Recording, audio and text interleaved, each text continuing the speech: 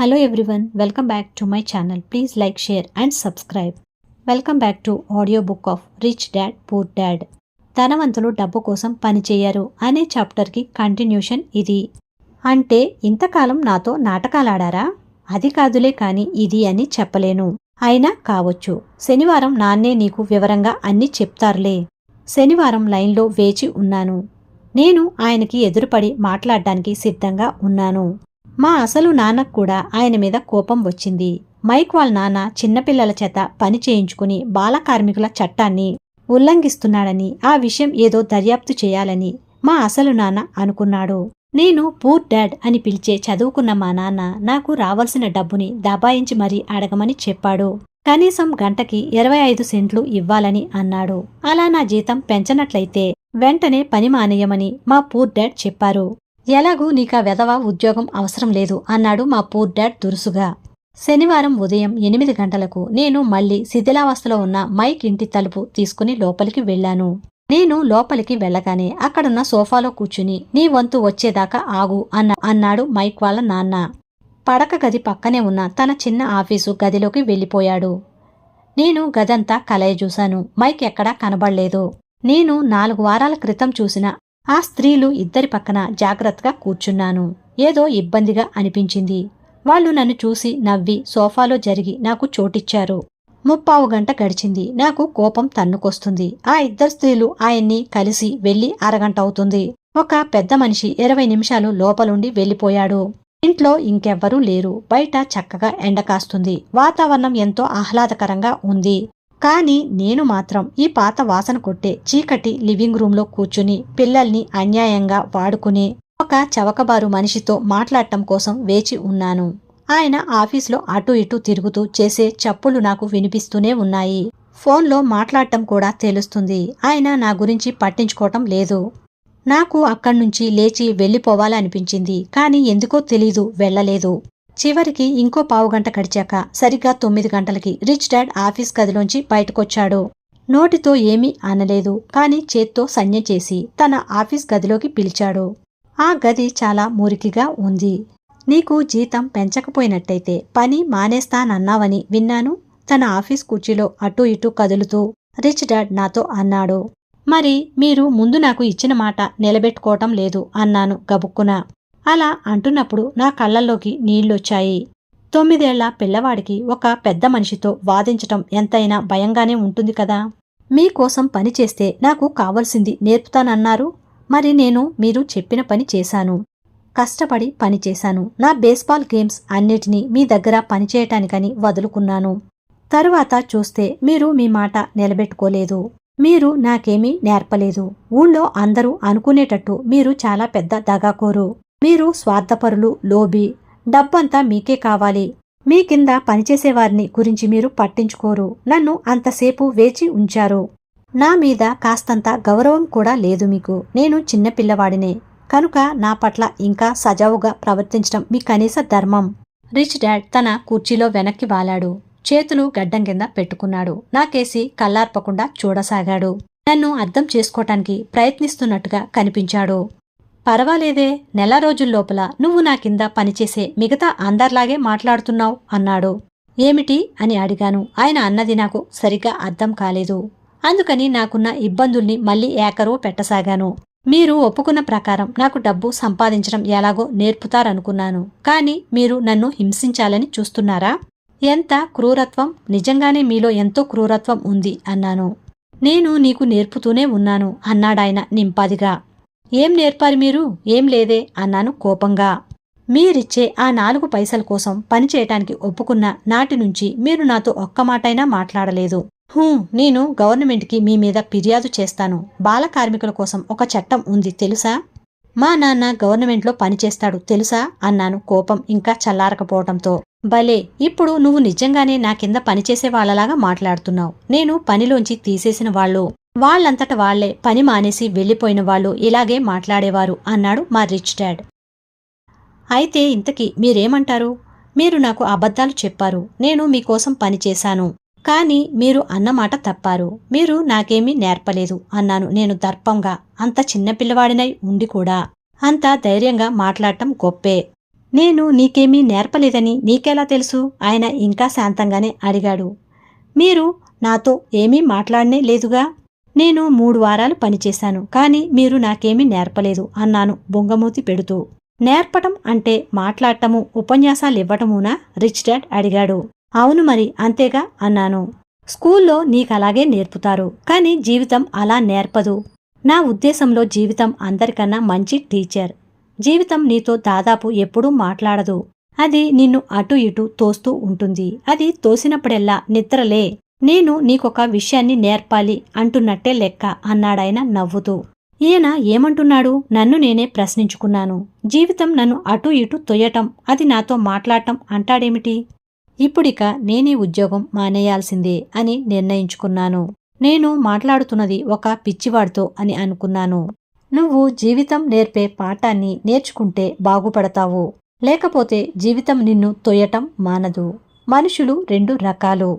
కొందరు జీవితం తమని అడ్డదిడ్డంగా తోస్తూ ఉంటే చూస్తూ ఊరుకుంటారు. ఇంకొందరు కోపం తెచ్చుకుని ఎదురు తిరిగి జీవితాన్ని తోస్తారు. కాని వాళ్ళు తమ బాస్నో, ఉద్యోగాన్నో, భర్తనో, భార్యనో ఢీకొంటారు. వాళ్ళని తోసేది జీవితమని వాళ్ళకి తెలియదు. ఆయన ఏమంటున్నాడో నాకస్సలు అర్థం కాలేదు. మనందరి జీవితం ఎటుపడితే అటు తోస్తూ ఉంటుంది. కొందరు చేతులెత్తేస్తారు, కొందరు ఎదురు తిరుగుతారు. కొద్దిమంది పాఠం నేర్చుకుని ముందుకు సాగుతారు. వాళ్ళకి జీవితం తమని ఇలా తొయ్యటం బావుంటుంది. ఈ కొద్దిమందికి ఆ తొయ్యటం అవసరమని, దానివల్ల ఏమైనా నేర్చుకోగలుగుతామని అనిపిస్తుంది. వాళ్ళు పాఠాలు నేర్చుకుంటూ ముందుకి పోతారు. ఎక్కువ మంది వెన్ను చూపిస్తారు. నీలాంటి కొద్దిమంది ఎదురు తిరుగుతారు. రిచ్ డాడ్ లేచి నిలబడి మరమ్మతుకు ఎదురు చూస్తున్న పాత కిటికీ తలుపుల్ని మూశాడు. అవి కిర్రుమని చప్పుడు చేశాయి. నువ్వీ పాఠాన్ని నేర్చుకుంటే నువ్వు పెద్దయ్యాక తెలివైన వాడివి, ధనవంతుడివి అయి సంతోషంగా జీవిస్తావు. లేకపోతే నువ్వు జీవితాంతం నీ ఉద్యోగాన్నో, నీకు దొరికే తక్కువ జీతాన్నో, నీ పై అధికారినో నీ సమస్యలకి కారణమని తిట్టుకుంటూ బతుకుతావు. జీవితంలో ఏదో ఒక రోజున ఎక్కడ్నుంచో పెద్ద అవకాశం ఊడిపడుతుందని, దాంతో నీ డబ్బు సమస్యలన్నీ తీరిపోతాయని ఆశిస్తూ బతుకుతూ ఉంటావు. నేనింకా వింటున్నానా లేదా అని రిచ్ డాడ్ నాకేసి చూశాడు. ఆయన కళ్ళు నా కళ్ళు కలుసుకున్నాయి. మేమిద్దరం అలా చూస్తూ ఉండిపోయాం. ఆయన చెప్పిన ఆఖరి వాక్యం నా మనసులోకి ఇంకిపోయాక నేను నా కళ్ళను దించుకున్నాను. ఆయన చెప్పింది సరిగ్గానే ఉందని నాకు అర్థమైంది. నేను ఆయన్ని తప్పుపట్టాను. నేర్చుకోవాలను ఉందని అన్నాను. నేను ఎదురు తిరిగాను. ఆయన ఇంకా ఇలా అన్నాడు. ఒకవేళ నువ్వు పిరికివాడివే అయితే జీవితంలో డక్కా ముక్కలు తగిలినప్పుడు చేతులెత్తేస్తావు. జీవితాంతం నువ్వు ఎటువంటి చిక్కుల్లోనూ పడకుండా సరైన పనులే చేస్తూ అసలు జరగబోయే సంఘటనల గురించి నిన్ను నువ్వు కాపాడుకుంటూ బతుకు వెళ్లదీస్తావు. చివరికి ఎటువంటి ప్రత్యేకత లేని చాదస్తపు ముసలివాడిలా చనిపోతావు. నువ్వు ఎంతో కష్టపడి పనిచేయటం వల్ల నీకు చాలామంది స్నేహితులు ఉంటారు. వాళ్ళకి నువ్వంటే నిజంగానే చాలా ఇష్టం ఉంటుంది. నువ్వు ఎటువంటి తెగింపు లేకుండా సరైన పనులు చేస్తూ బతికావు. కాని నిజానికి నువ్వు జీవితం నిన్ను ఆటుపోట్లకి గురిచేస్తూ ఉంటే కిమ్మనకుండా దానికి లొంగిపోయి బతికావు. మనసులో తెగించి ఏదైనా చేయటానికి భయపడ్డావు. నీకు విజయం సాధించాలన్న కోరిక లేకపోలేదు. కాని ఓడిపోతానేమో అనే భయం గెలుపు కలిగించే ఉత్సాహాన్ని అణిచివేసింది. నీ మనసుకి నువ్వు దానికోసం ప్రయత్నం చేయలేదని తెలుసు. నువ్వు జీవితంలో భద్రతనే కోరుకున్నావు. మా ఇద్దరి కళ్ళు మళ్ళీ కలుసుకున్నాయి. 10 సెకండ్ల పాటు మేం అలాగే ఒకరికేసి ఇంకొకరం చూస్తూ ఉండిపోయాం. ఆయన మాటల్లోని సారం అర్థమైన తర్వాతే నేను కళ్ళు తిప్పుకున్నాను. అయితే మీరు ఇన్నాళ్ళు నన్ను తోయటానికి ప్రయత్నించారా? కొద్దిమందికి అలా అనిపించవచ్చు, కానీ నీకు జీవితాన్ని కాస్త రుచి చూపించానని నేనంటాను అన్నాడు రిచ్ డాడ్ నవ్వుతూ. జీవితాన్ని రుచి చూపించటం ఏమిటి అన్నాను. నాకింకా కోపం తగ్గలేదు, కానీ నాలో కుతూహలం, నేర్చుకోవాలన్న కోరిక తలెత్తాయి. డబ్బు ఎలా సంపాదించాలో నేర్పమని నన్ను మొట్టమొదటిసారి అడిగినది మీరిద్దరే. నా దగ్గర 150 మంది పనిచేస్తున్నారు. వాళ్లలో ఒక్కరు కూడా డబ్బు సంపాదన గురించి నాకు ఏం తెలుసని అడగలేదు. నన్ను ఉద్యోగం ఇవ్వమని, జీతం ఇవ్వమని అడుగుతారు తప్ప డబ్బు ఎలా సంపాదించాలో నేర్పమని ఎవరు అడగరు. అందుకని తమ జీవితాల్లోని అధిక భాగం డబ్బు కోసం పనిచేస్తూ గడిపేస్తారు. కానీ వాళ్ళు దేనికోసం పనిచేస్తున్నారో అసలు అర్థమే చేసుకోరు. నేను శ్రద్ధగా ఆయన చెప్పేది వింటూ కూర్చున్నాను. అందుచేత నువ్వు డబ్బు ఎలా సంపాదించాలో నేర్చుకోవాలని అనుకుంటున్నావని మైక్ నాతో అన్నప్పుడు నేను మీకోసం జీవితానికి అతి దగ్గరగా ఉండేటట్టు ఒక పాఠ్యక్రమాన్ని రూపొందించాను. నేను శోష వచ్చి పడిపోయేదాకా మీతో మాట్లాడగలను, కానీ మీరు నా మాటలేవి వినిపించుకోరు. అందుకనే జీవితం మిమ్మల్ని కొద్దిగా ఒక్క కుదుపు కుదిపి వదిలేటట్టు చేద్దామని, అప్పుడే మీరు వినిపించుకుంటారని అలా చేశాను. అందుకే మీకు 10 సెంట్లు మాత్రమే ఇచ్చాను. అయితే గంటకి 10 సెంట్ల చొప్పున పనిచేసి నేను నేర్చుకున్న పాఠం ఏమిటి? మీరు పరమలోభి అని, మీ కింద పనిచేసే వాళ్ల చేత తక్కువ జీతానికి ఎక్కువ పని చేయించుకుంటారని తెలుసుకోవటమా అని అడిగాను. రిచ్ డాడ్ కుర్చీలో వెనక్కి వాలి మనస్ఫూర్తిగా నవ్వాడు. అలా చాలాసేపు నవ్వాక, నువ్వు నా గురించి నీ అభిప్రాయం మార్చుకోవటం మంచిది. నేను నీకు సమస్యనని అనుకుంటూ నన్ను తప్పు పట్టటం మానేయ్. ఒకవేళ నేను నీకు సమస్య అనుకున్నట్టయితే నన్ను మార్చవలసి ఉంటుంది. నువ్వే నీకు సమస్యవని తెలుసుకుంటే అప్పుడు నిన్ను నువ్వు మార్చుకోవచ్చు. కొత్త విషయాలు నేర్చుకుని తెలివితేటలు సంపాదించు. చాలామంది తాము మారటానికి ఇష్టపడరు, కానీ లోకంలో మిగతా వాళ్ళందరూ మారాలని అనుకుంటారు. నేను నీకో సంగతి చెప్పాలి. ఎదుటి వాళ్ళని మార్చటం కన్నా ఎవరిని వాళ్ళు మార్చుకోవటం తేలిక అన్నాడు. నాకర్థం కాలేదు అన్నాను. నీ సమస్యలకి నన్ను తప్పు పట్టకు, రిచ్ డాడ్ విసుగ్గా అన్నాడు. కానీ మీరు నాకు 10 సెంట్లే ఇస్తున్నారు. అయితే నువ్వు నేర్చుకుంటున్నదేమిటి అన్నాడు రిచ్ డాడ్ నవ్వుతూ. మీరు పరమలోభి అని అన్నాను వంకరగా నవ్వుతూ. చూసావా, ఇంకా నేను నీ సమస్యని అనుకుంటున్నావు అన్నాడు రిచ్ డాడ్. మరి మీరే కదా. సరే, అయితే నువ్వలా అనుకున్నంతకాలం నువ్వేమీ నేర్చుకోలేవు. నేనే నీ సమస్య అనే ధోరణిలో ఆలోచిస్తే ఇంకా నువ్వేం చేయగలవు? నా జీతం పెంచకపోయినా, నా పట్ల మర్యాదగా ఉండకపోయినా నేను పని మానేసి వెళ్ళిపోతాను. మంచి మాట అన్నావు. చాలామంది చేసేది సరిగ్గా అదే. వాళ్ళు పని మానేసి మరో ఉద్యోగం వెతుక్కుంటారు. మంచి అవకాశం కోసం, ఎక్కువ జీతం దొరికే ఉద్యోగం కోసం ప్రయత్నిస్తూ కొత్త ఉద్యోగము, ఎక్కువ జీతమే తమ సమస్యకి పరిష్కారాలని అనుకుంటారు. కానీ చాలామంది సమస్య ఆ రకంగా తీరనే తీరదు అన్నాడు రిచ్ డాడ్. అయితే సమస్య ఎలా పరిష్కారమవుతుంది? ఈ ముష్టి 10 సెంట్లు తీసుకుని అదే మహాభాగ్యం అని సంతోషిస్తే తీరుతుందా అని అడిగాను. రిచ్ డాడ్ నవ్వాడు. మిగతా వాళ్ళందరూ చేసే పని అదే. తమకి, తమ కుటుంబానికి ఆ జీతం సరిపోదని, అవసరాలు తీర్చుకోవటానికి ఎంతో సంఘర్షణ చేయాల్సి ఉంటుందని తెలిసి కూడా మాట్లాడకుండా జీతం తీసుకుంటారు. ఎక్కువ జీతం ముట్టే వరకు ఎదురు చూస్తూ జీతం పెరిగితే కష్టాలు గట్టెక్కుతాయనుకుంటూ ఉంటారు. చాలామంది ఇచ్చిన జీతం పుచ్చుకుంటారు, కానీ కొందరు ఇంకో ఉద్యోగం కూడా చేసుకుంటూ కష్టపడి పనిచేస్తారు. అయినా ఆ రెండో ఉద్యోగంలో కూడా తక్కువ జీతానికే పనిచేస్తారు అన్నాడు. నేను నేలకేసి చూస్తూ తలదించుకుని కూర్చుని రిచ్ డాడ్ నేర్పుతున్న పాఠాన్ని కొంచెం కొంచెం అర్థం చేసుకోసాగాను. ఆయన జీవితాన్ని నాకు రుచి చూపిస్తున్నాడని అర్థమైంది. చివరికి నేను తలెత్తి ఆయనకేసి చూస్తూ అదే ప్రశ్న మళ్ళీ అడిగాను. అయితే ఈ సమస్యకి పరిష్కారం ఏమిటి? ఇది అన్నాడు ఆయన మృదువుగా నా తల మీద చరుస్తూ. నీ 2 చెవుల మధ్య ఉందే అది. ఆ క్షణాన రిచ్ డాడ్ నాతో ఒక కీలకమైన దృష్టికోణాన్ని పంచుకున్నాడు. అది ఆయన దగ్గర పనిచేసే వాళ్లలో గాని, మా పూర్ డాడ్లో గాని కనబడదు. అదే ఆయన్ని హవాయిలోని గొప్ప ధనవంతుల్లో ఒకడిగా చేసింది.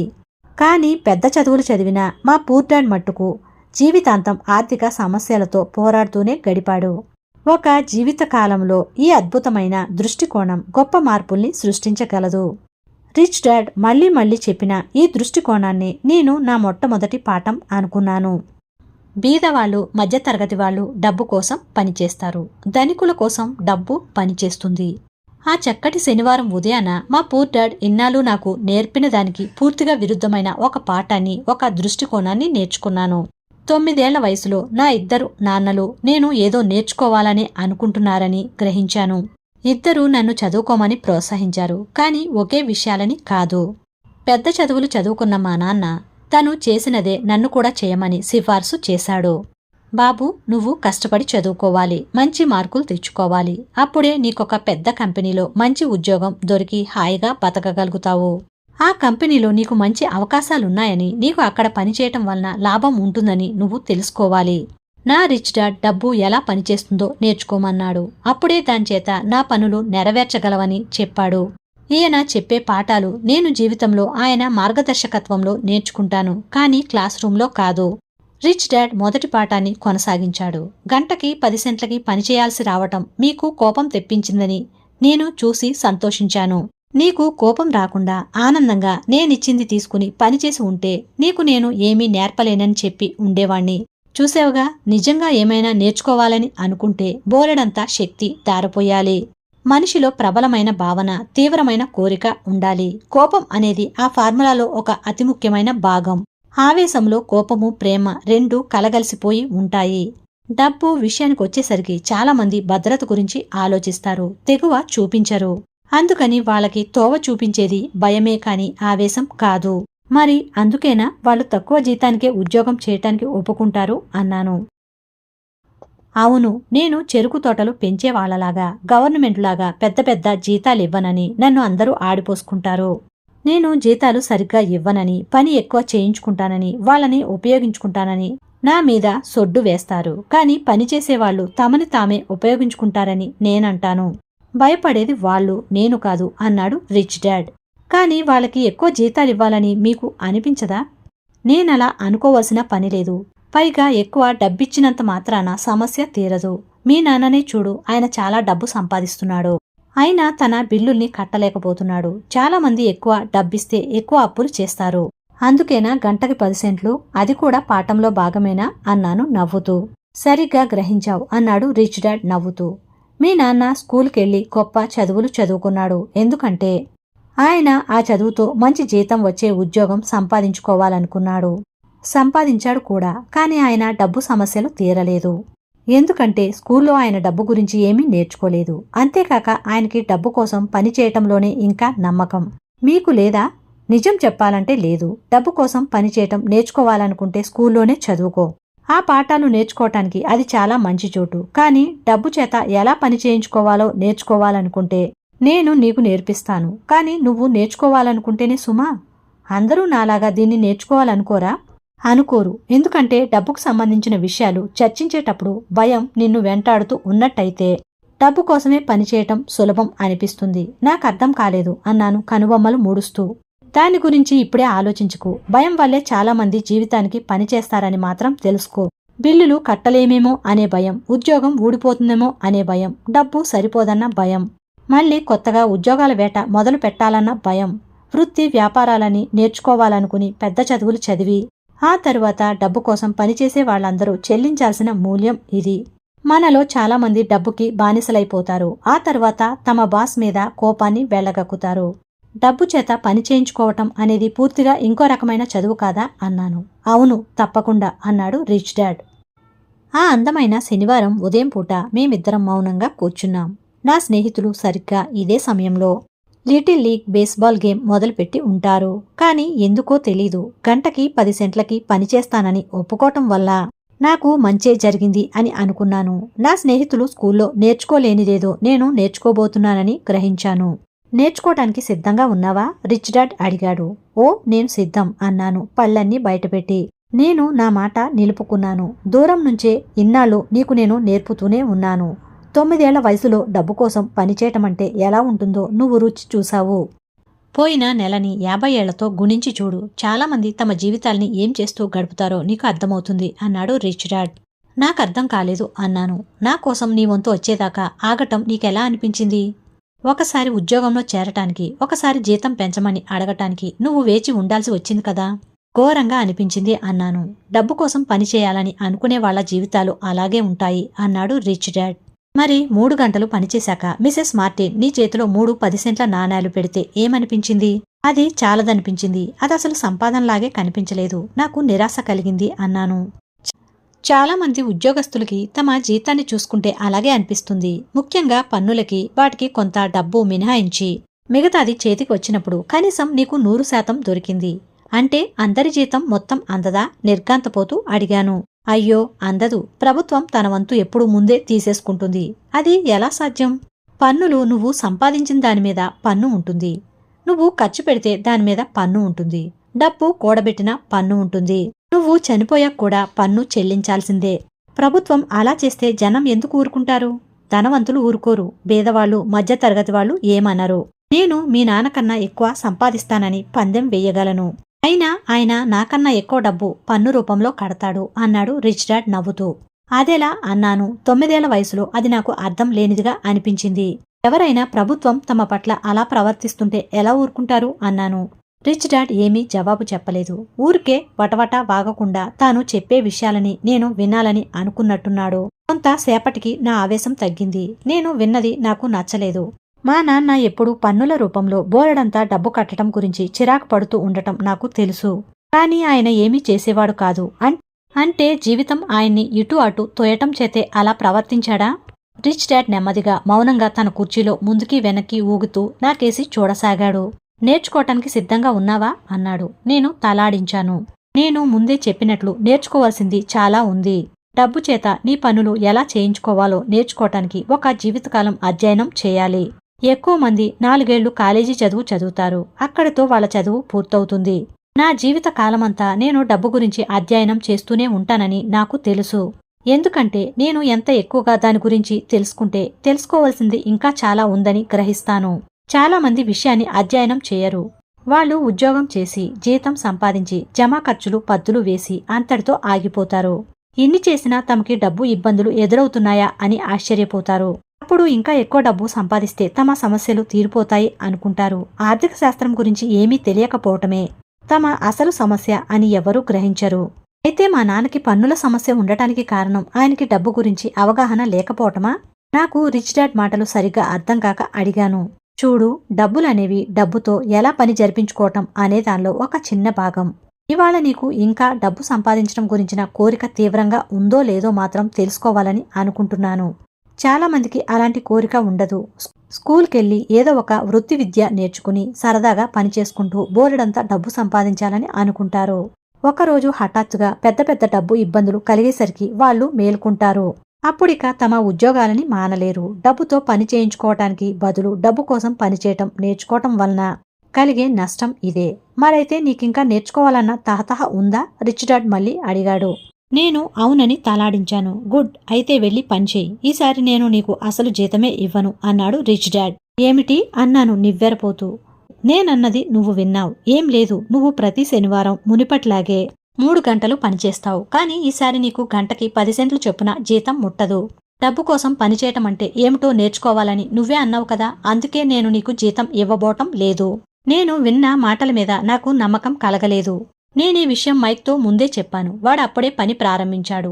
సీలు వేసిన డబ్బాలని దుమ్ము దులిపి ఆర్డర్లో సర్దుతున్నాడు. ఆ పని జీతం తీసుకోకుండా చేస్తున్నాడు. నువ్వు కూడా త్వరగా అక్కడికి చేరుకోవటం మంచిది. ఇది అన్యాయం అని అరిచాను. మీరు ఎంతో కొంత జీతం ఇవ్వాల్సిందే అన్నాను. మరి నువ్వు నేర్చుకోవాలనుకున్నావు కదా. ఇప్పుడే కనుక ఇది నేర్చుకోకపోతే పెద్దయ్యాక నా లివింగ్ రూంలో కూర్చున్న ఆ 2 స్త్రీల్లా వయసు మళ్ళిన ఆ ముసలివాడిలా తయారవుతావు. ఎప్పుడు నేను నిన్ను ఉద్యోగంలోంచి తీసేయకుండా ఉంటే బావుంటుందని అనుకుంటూ బతుకుతావు. లేదా మీ నాన్నలాగా బోలెడంతా డబ్బు సంపాదిస్తూ కూడా మెడదాకా అప్పుల్లో కూరుకుపోయి ఇంకా ఎక్కువ డబ్బు సంపాదిస్తే ఆ సమస్య తీరుతుందని ఆశిస్తూ ఉండిపోతావు. నీకు కావాల్సింది అదే అయితే నేను మళ్ళీ మునిపట్లాగా నీకు గంటకి 10 సెంట్లు జీతం ఇస్తాను. లేదా అందరూ పెద్దయ్యాక ఏం చేస్తారో అదే నువ్వు కూడా చేద్దువుగాని. జీతం సరిపోవటం లేదని ఫిర్యాదు చేస్తూ ఉద్యోగం వదిలేసి ఇంకో ఉద్యోగాన్ని వెతుక్కుంటూ పోదువుగాని. అయితే నన్నేం చేయమంటారు అన్నాను. రిచ్ డాడ్ నా తల మీద చేత్తో తట్టి, దీన్ని ఉపయోగించు. దీన్ని సరిగ్గా ఉపయోగించావంటే నువ్వు త్వరలోనే నీకు అవకాశం వచ్చినందుకు నాకు కృతజ్ఞత చెప్తావు. అంతేకాదు పెద్దయ్యేసరికి ధనవంతుడివి అవుతావు అన్నాడాయన. నాకింకా నమ్మకం కలగలేదు. ఈయన నన్ను మోసం చేస్తున్నాడేమో అనే అనుమానం కలిగి ఏమీ మాట్లాడకుండా నిల్చుండిపోయాను. నేను వచ్చింది జీతం పెంచమని అడిగేందుకు. తీరా చూస్తే జీతం లేకుండా పనిచేయమంటున్నాడు ఈయన. రిచ్ డాడ్ మళ్ళీ నా తల మీద తట్టి, దీన్ని ఉపయోగించు. ఇంకా ఇక్కడి నుంచి వెళ్ళి పని మొదలుపెట్టు అన్నాడు. నెక్స్ట్ వీడియోలో పార్ట్ 1 ఉంటుంది. Thank you for listening. Please like, share and subscribe.